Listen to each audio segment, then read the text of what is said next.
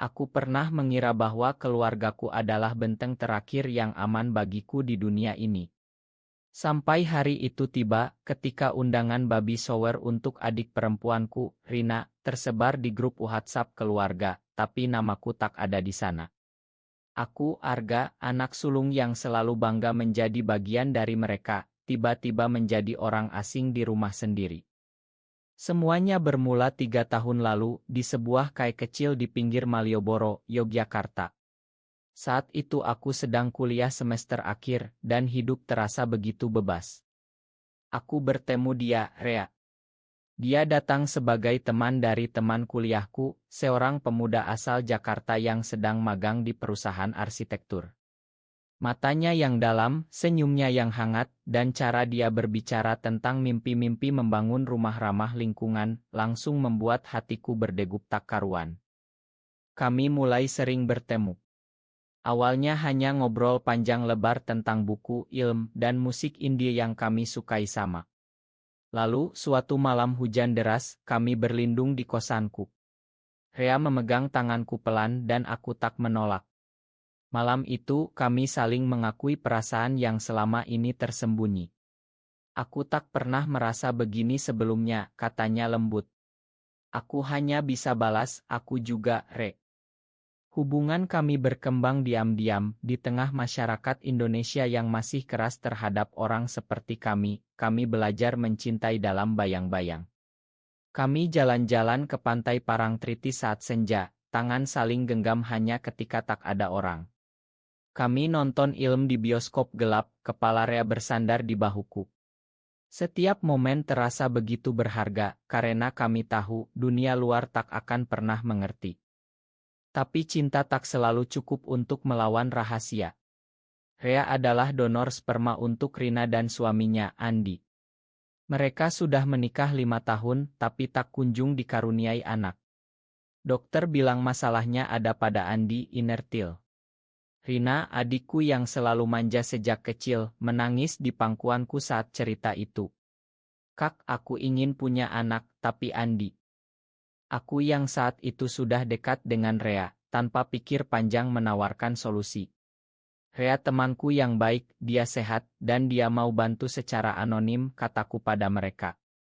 Rea setuju karena dia tahu betapa penting keluarga bagi orang Indonesia. Prosesnya dilakukan di klinik fertilitas, klinis dan tanpa sentuhan pribadi.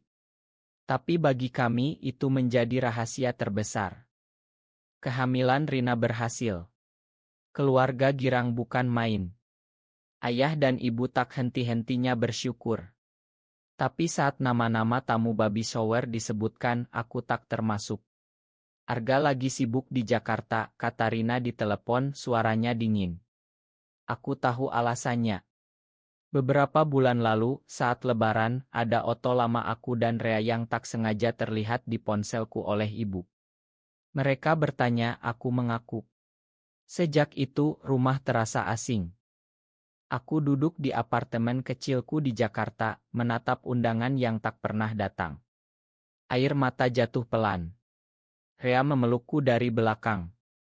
Kita punya keluarga sendiri, ga, bisiknya. Tapi hatiku tetap sakit. Aku anak sulung yang selalu jadi kebanggaan ayah. Kini aku dianggap noda. Malam itu ponselku berdering. Ayah. Suaranya berat. Arga, pulanglah besok. Baby shower Rina. Kamu harus ada di sini. Aku terdiam. Tapi Rin bilang. Ayah yang bilang kamu harus datang. Bayi ini tak akan ada tanpa kamu. Kata-kata itu menusuk. Apakah ayah tahu? Atau hanya irasat seorang ayah? Aku memutuskan pulang ke rumah di pinggiran Yogyakarta. Perjalanan kereta malam terasa panjang. Rea ikut, tapi dia menunggu di stasiun. Aku tunggu kabar baik, katanya sambil cium keningku. Sampai di rumah, suasana sudah ramai. Balon biru dan pink menghiasi halaman. Rina terlihat bahagia dengan perut buncitnya. Saat melihatku, matanya menghindar. Ibu memelukku dingin. Hanya ayah yang tersenyum lebar. Anakku pulang, katanya lantang. Acara berlangsung meriah. Tamu datang, hadiah dibuka. Aku duduk di pojok, merasa tak nyaman. Tapi saat Rina membuka hadiah besar dari ayah, sebuah kereta bayi antik keluarga, ayah tiba-tiba berdiri. Sebelum kita lanjut, ada yang ingin ayah katakan. Semua terdiam. Ayah menatapku dalam.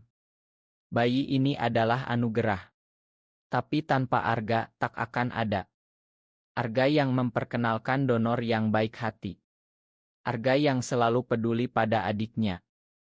Rina menunduk. Aku terkejut. Ayah tahu. Tapi dia melanjutkan dan Arga juga punya kehidupan sendiri.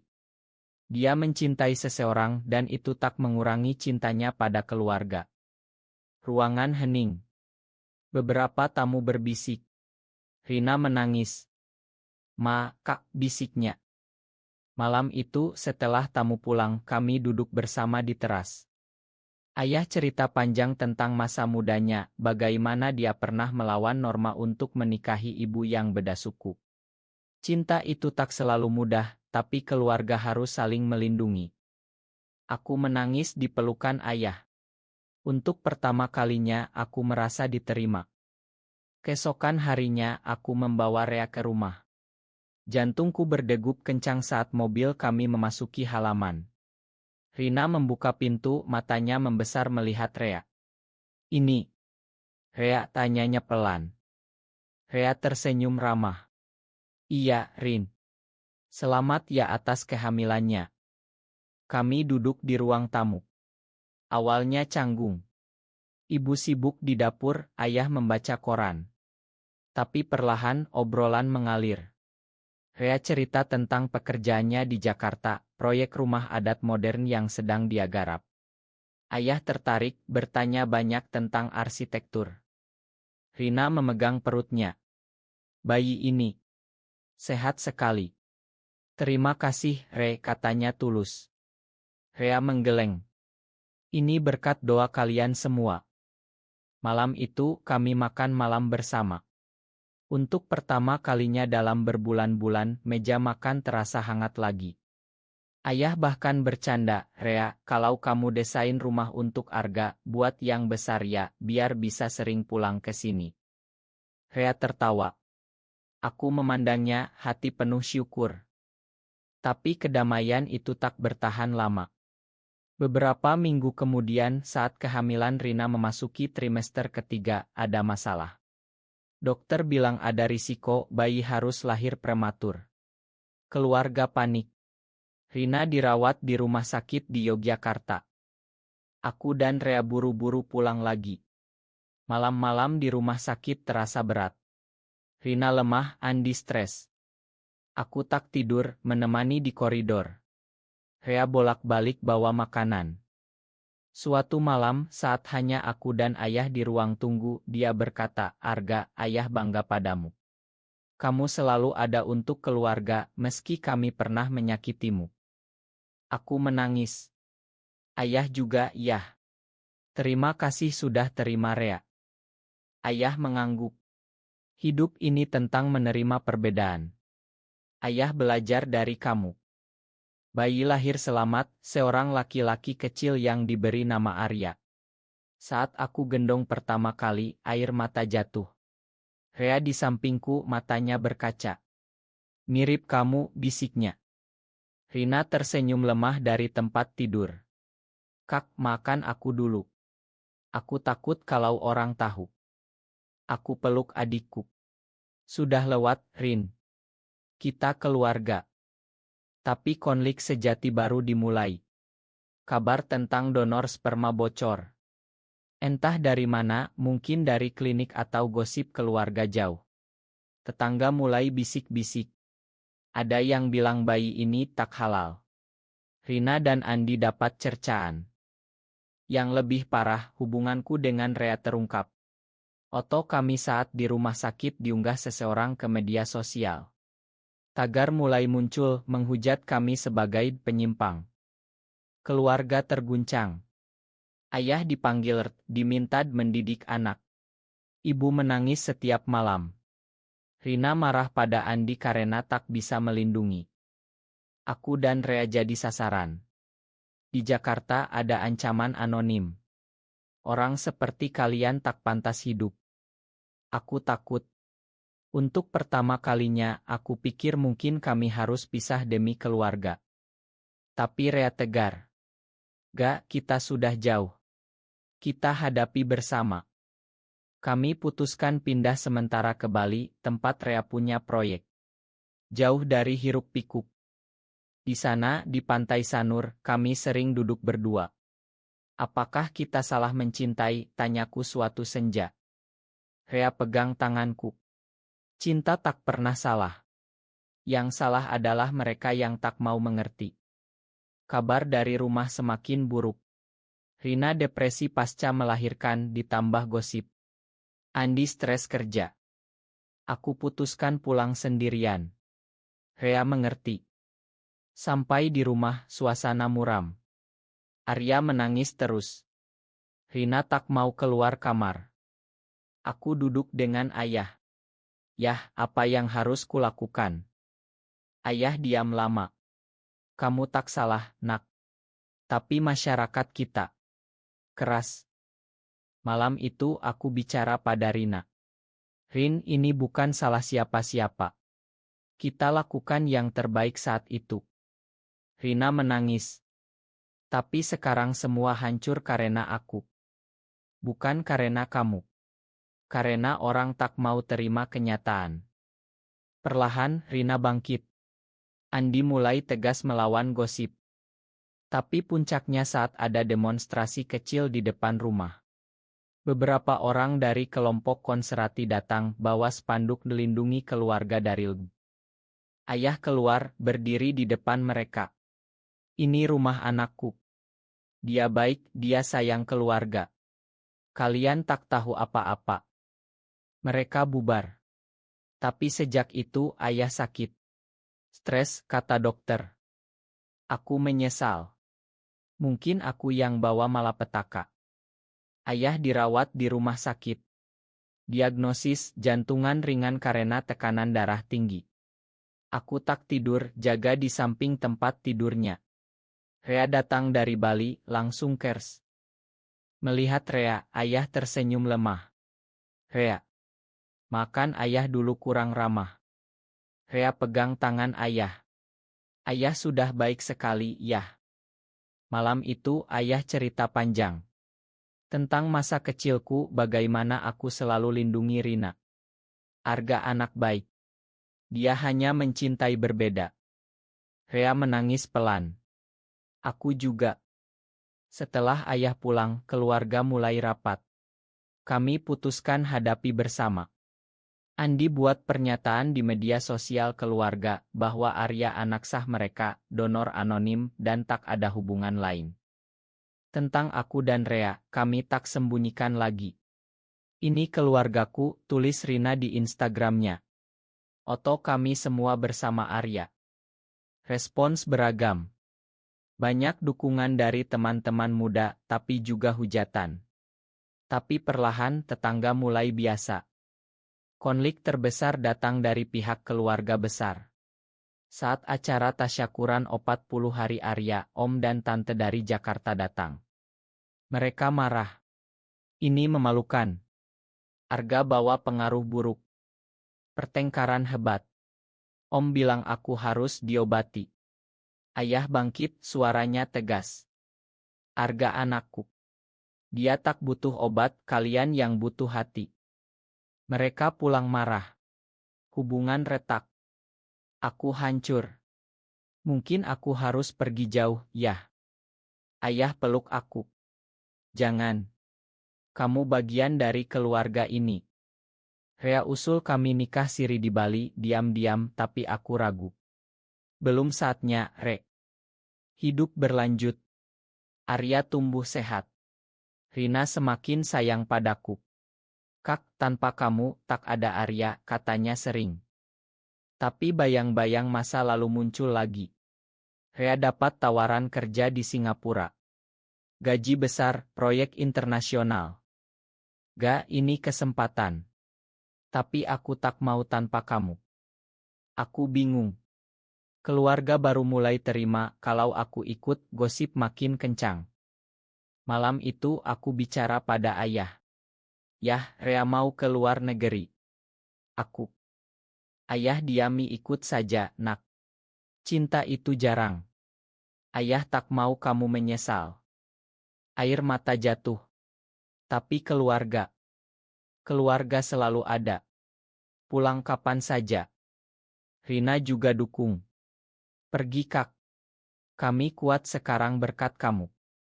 Aku putuskan ikut Rea ke Singapura. Kami pindah diam-diam. Di sana hidup baru. Bebas berjalan gandengan tangan. Bebas mencintai. Tapi rindu rumah selalu ada. Setiap bulan kami ideo cal. Arya sudah bisa panggil Om Argab meski samar. Suatu hari ayah telepon. Aga, pulanglah. Ayah rindu. Kami pulang. Kali ini sambutan hangat. Tetangga sudah biasa. Bahkan ada yang sapa Rea ramah. Tapi ada rahasia baru. Rea sakit. Cek dokter di Singapura bilang ada masalah ginjal. Aku panik. Kenapa tak bilang dari dulu? Rea tersenyum. Tak mau kamu khawatir. Kami kembali ke Indonesia permanen. Rea butuh perawatan di sini. Keluarga dukung penuh. Rina dan Andi bantu biaya. Ayah jual tanah warisan. Rea semakin lemah.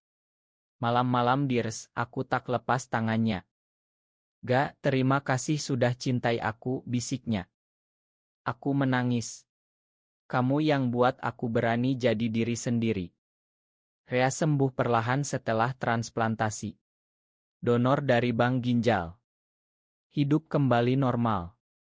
Kami tinggal di Yogyakarta, dekat keluarga. Arya sudah besar sedikit, panggil kami Om Arga dan Om Rea. Keluarga besar perlahan kembali. Om yang dulu marah, datang minta maaf. Ayah sakit dulu buka mata kami. Tahun-tahun berlalu. Arya sudah 5 tahun. Lucu, pintar, mirip Rea di mata dan senyumnya. Keluarga kami semakin utuh. Aku dan Rea resmi nikah di luar negeri, tapi di rumah kami seperti suami istri biasa. Ayah sering ajak kami mancing di sawah. Ini hidup sejati, katanya. Tapi ada luka lama yang muncul lagi. Saat Arya masuk ke Islam, ada orang tua murid yang protes. Anak ini dari donor gai. Gosip bangkit kembali. Rina marah besar. Andi bela habis-habisan. Aku dan Rea putuskan bicara di sekolah. Kami cerita bahwa kami keluarga biasa, penuh cinta. Kepsek dukung. Ini era baru. Perlahan diterima. Rea semakin sukses. Perusahaannya bangun rumah ramah di Bali, tempat aman bagi yang seperti kami. Aku bantu kelola. Kami jadi panutan banyak pasangan muda. Tapi konflik pribadi muncul. Aku ingin adopsi anak. Rea ragu. Kita sudah punya Arya seperti anak sendiri. Aku ngotot. Aku ingin kita punya yang benar-benar milik kita. Pertengkaran hebat. Pertama kali kami benar-benar marah. Rea pergi beberapa hari. Aku menyesal. Saat kembali, dia peluk aku. Ma, aku takut kalau masyarakat tak terima. Kami kompromi. Tunggu Arya besar dulu. Hidup tenang. Tapi suatu hari, surat datang. Dari klinik lama. Ada pasangan lain yang tahu rahasia kami, mau tuntut karena bayi mereka tak normal. Ancaman hukum. Keluarga panik lagi. Andi sebagai pengacara bela kami. Tak ada bukti. Donor anonim. Tapi proses melelahkan. Di pengadilan, hakim bijak. Keluarga ini penuh cinta. Kasus ditutup. Kami menang. Tapi capek. Malam itu kami semua nangis bahagia. Ayah bilang, kalian kuat. Ayah bangga. Lanjut cerita. Setelah itu kami semakin dekat. Rea ajar Arya gambar rumah. Nanti besar, Arya bangun rumah untuk kita semua. Rina bahagia lihat anaknya dicintai. Tapi ada pengkhianatan kecil. Andi, suami Rina, ternyata selingkuh dengan rekan kerja. Rina tahu dari pesan. Rumah tangga goyah. Rina datang ke rumah kami, menangis. Aku tak sanggup lagi, Kak. Aku marah pada Andi. Rea tenangkan. Bicaralah dulu. Kami mediasi. Andi mengaku salah, stres karena gosip dulu. Mereka baikan. Lebih kuat. Pelajaran bahwa setiap keluarga punya cobaan. Waktu berlalu cepat. Arya sudah pintar, juara kelas. Kami sering ke sekolah, orang tua lain sudah ramah. Rea kesehatan stabil. Kami trailing ke Lombok, nikmati sunset berdua. Tapi ada mimpi buruk. Rea kambuh lagi. Ginjal menolak. Kembali res. Kali ini serius. Aku takut kehilangan.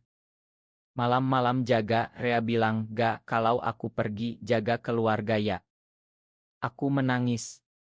Jangan bicara gitu. Ayah, Rina, semua datang.